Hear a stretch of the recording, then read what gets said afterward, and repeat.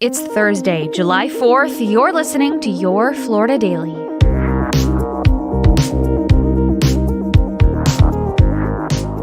I'm Katrina Scales. As families celebrate America's independence, Florida's beaches are going to be crowded. The sand at Daytona Beach has been packed all week, even as Volusia County lifeguards caution people from getting in the water. It looks like we'll be flying the red flag over the next few days going into this holiday weekend. Make sure when you come to the beach, make sure you're swimming in front of those staff lifeguard towers. Do not go in the water if there's not a tower. Volusia County Beach Safety rescued more than 100 people from the ocean just yesterday. Rip currents are the biggest concern here. A 43-year-old man from West Virginia drowned after he was caught up in a rip current around 2 p.m. yesterday. Do not panic. It doesn't pull you underwater. It just pulls you into deeper water. Don't panic.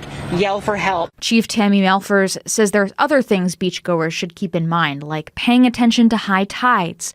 People we spoke with yesterday say they'll be taking their own precautions over the holiday weekend. We're definitely keeping an eye on it. Probably not going to go out too deep just to be safe.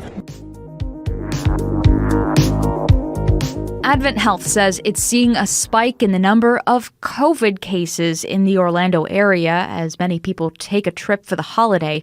The hospital says a month ago it was seeing about 250 cases a week at its Centra Care locations. Last week, that number was 750.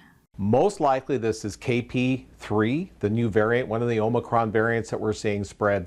And that increase started after Memorial Day, which is that pattern of waves of COVID we've seen in the past, typically with travel and people coming together. Earlier this week, the CDC said the number of infections is growing or likely growing in 43 states, similar to the so-called summer bump we've seen since 2020. After years of exposure, though, doctors say our bodies are more prepared to fight the virus and that there are far fewer severe cases. And the Florida Department of Health is working to recover from a potential cyber attack. A hacker group claims it has breached the agency's computer system. The agency released a statement saying the incident led to a temporary outage of the online vital statistics system, which handles marriage, divorce, birth, and death certificates. The statement goes on to say the Department of Health is working with law enforcement, though no further details were given. The agency, though, is in charge of the state's most sensitive information, which could be damaging if released by hackers. Find these top stories along with breaking news, weather, and traffic all day on clickorlando.com. And now a not-so-random Florida fact.